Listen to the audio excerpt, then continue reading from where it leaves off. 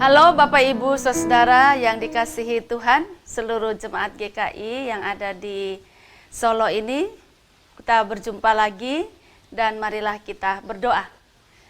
Tuhan, kami bersyukur Tuhan terus berjalan bersama dengan kami sampai pada hari ini. Pimpinlah kami di dalam kami membaca dan mendengarkan firman-Mu, agar kami semakin diberikan hikmat melalui firman-Mu ini, dan kami tahu bagaimana seharusnya kami bertingkah laku. Terima kasih, dalam nama Tuhan Yesus kami berdoa. Amin. Bapak Ibu, saya mengajak kita untuk membaca dari 1 Timotius pasal 6 ayatnya yang keempat. Ia adalah seorang yang berlagak tahu padahal tidak tahu apa-apa. Penyakitnya ialah mencari-cari soal dan bersilat kata yang menyebabkan dengki, cedera, fitnah, curiga. Demikian jauh pembacaan firman Tuhan. Yang berbahagia adalah setiap kita yang mendengarkan firman Tuhan dan yang memeliharanya. Bapak Ibu, kata bersilat kata di dalam Alkitab ini, saya coba merujuknya atau melihatnya di dalam Kamus Bahasa Indonesia sehari-hari. Bersilat kata itu artinya memutarbalikkan perkataan atau berdalih. Nah, saya pikir ini satu roh dengan bohong begitu ya Bapak Ibu. Suatu saat saya pernah punya pengalaman, yaitu punya seorang teman yang suka sekali berbohong.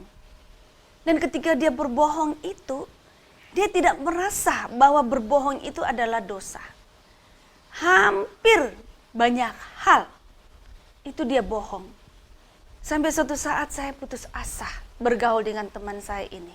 Saya ingin saja memutuskan tali pertemanan. Karena saya pusing. Saya putus asa. Ini dia kalau ngomong ini benar atau enggak? Kalau dia bercerita tentang suatu kejadian itu benar atau enggak? Jadi saya selalu curiga ini bohong atau enggak. Karena berulang kali saya mengalami dia bohong.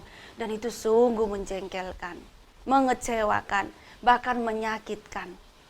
Nah, Bapak Ibu Saudara, ternyata di dalam kitab Timotius ini juga memperingatkan kepada jemaat Tuhan untuk ada hal-hal yang tidak boleh dilakukan, dan kita diminta untuk mewaspadai orang-orang yang melakukan hal-hal yang sebetulnya tidak boleh dilakukan.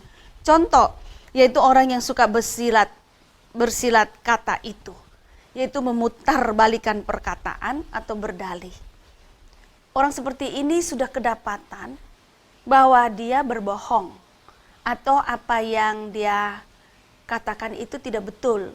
Atau yang dia ceritakan itu tidak betul. Tapi begitu diperingatkan, dia akan berdalih sedemikian rupa. Dia akan memutarkan kata-katanya.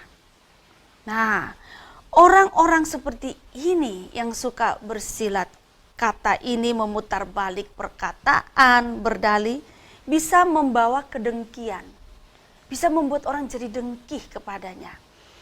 Dan dia juga bisa membawa percederaan, bikin orang jadi cekcok, bikin orang jadi berperang karena kata-kata silatnya, bersilat kata itu. Dan juga bersilat katanya ini bisa mengakibatkan dia fitnah orang lain. Nah, Bapak Ibu Saudara, di kalimat yang pertama mengatakan bahwa orang seperti itu adalah orang yang berlagak tahu, padahal dia tidak tahu apa-apa. Ada juga, saya juga menghadapi beberapa pengalaman, ada orang ini sok tahu sekali gitu. Dia seperti paling tahu untuk semua hal di dunia ini. Dia tidak pernah mengakui bahwa dia itu ada hal yang dia tidak tahu. Semuanya dia tahu. Nanti ternyata yang dia tahu itu sebetulnya tidak seperti itu. Nanti ketika dijelaskan, dia akan bersilat kata, memutarbalikkan kata sedemikian rupa. Saya juga kadang putus asa Bapak Ibu menghadapi orang seperti ini. Iya caranya, dan itu anggota gereja Bapak Ibu.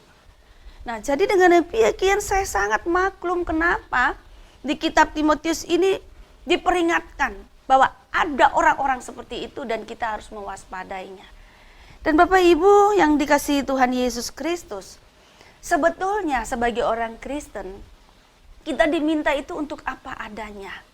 Ya kalau A ya A, B ya B gitu. Jangan bersilat kata, jangan berbohong.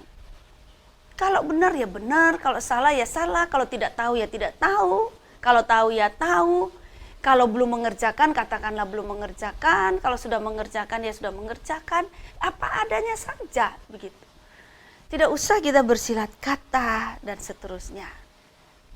Nah, Bapak Ibu Saudara, diperintahkan supaya tata krama seperti ini itu harus diajarkan.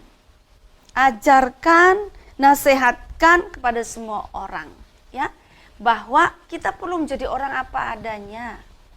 Ya, kalau A ya A, B ya B, kalau tidak tahu ya katakanlah tidak tahu, tidak usah perlu sok tahu. Lalu begitu dikejar sama orang kita bersilat kata. Itu berbahaya bagi kehidupan persekutuan sesama orang Kristen maupun juga pergaulan kita dalam masyarakat. Nah, mari Bapak Ibu Saudara, jikalau kita punya habit, kebiasaan-kebiasaan tertentu yang tidak baik, salah satunya bersilat kata, barangkali Bapak Ibu sok tahu, mari kita tinggalkan itu. Biarlah digantikan dengan sikap jujur apa adanya. Tuhan menolong kita semua. Amin. Mari kita berdoa. Tuhan, buatlah kami memiliki hati yang luas, hati yang baik juga, pikiran yang terbuka, supaya Tuhan, kami ini dapat bersikap dan berkata apa adanya. Tidak perlu kami menjadi orang yang sok tahu, tidak perlu kami berbohong sehingga kami harus bersilat kata ketika kami dikejar oleh orang lain. Bapa, tolonglah kami anak-anak-Mu, agar kami memiliki perkataan-perkataan yang jujur dan juga perbuatan-perbuatan yang jujur. Terima kasih, dalam nama Tuhan Yesus kami berdoa. Amin.